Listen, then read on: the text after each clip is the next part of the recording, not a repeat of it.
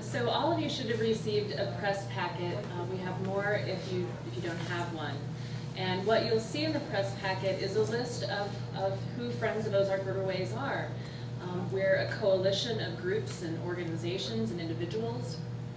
And what you'll see on the listing is that we're a very diverse group. We come from different backgrounds. We have different reasons for loving the river, but that's our common interest, is that we love the river, and we're very interested in protecting this very special national park, the Ozark National Scenic Riverways.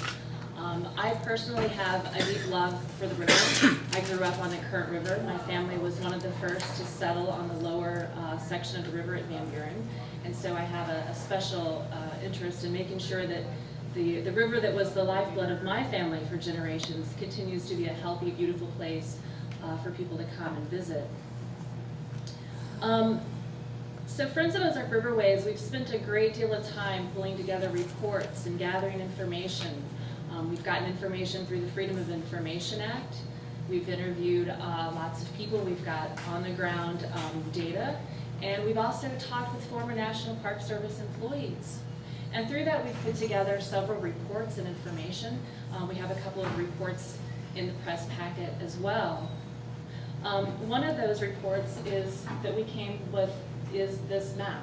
So the Ozark National Scenic Riverways, when it was first established, which by the way was the Current and Jack's Fork rivers were the first rivers to be protected by the National Park Service, so it's a very special place.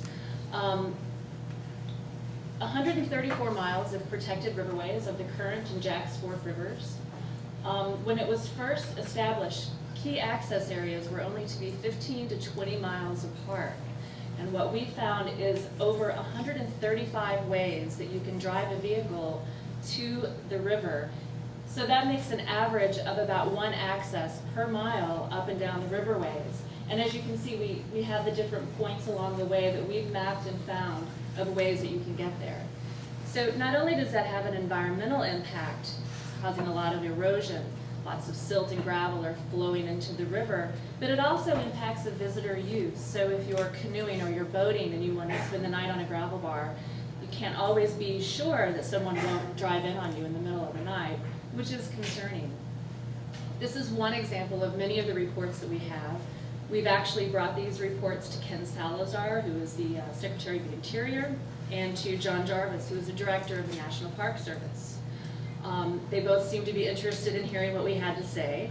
And last fall, we were part of a conference call with them, with Director Jarvis, along with the superintendent of the park in Van Buren and his deputy superintendent. And we were alarmed to learn that they were planning to move forward with their general management plan, and they were going to be basing a lot of that on old data, on years old reports on roads and trails. And so we sort of urged them to do something different, to do an environmental impact statement, to sort of look at the big picture of the rivers. That was in October. We still haven't heard anything back from them. So we know we don't have all of the information, but we do know that we need good information if we're going to be basing how we run the river in the next 20 years. So what we're asking the National Park Service to do is to sort of pull back, take a look at the river as a whole, take a look to the future, and do what's right for this national park. So we're not really here to sort of beat on the national park. In fact, we love the national park. We love this river more than anything. We want Ozark National Scenic Riverways to be the best national park in America. We know it's loved. We know it's worthy of the same kind of experience you would have at Grand Tetons or Yellowstone or Great Smoky Mountain National Park. We're asking the Park Service to do their job and bring Ozark Riverways up to the standard of excellence that any of us would expect when we visit our national parks.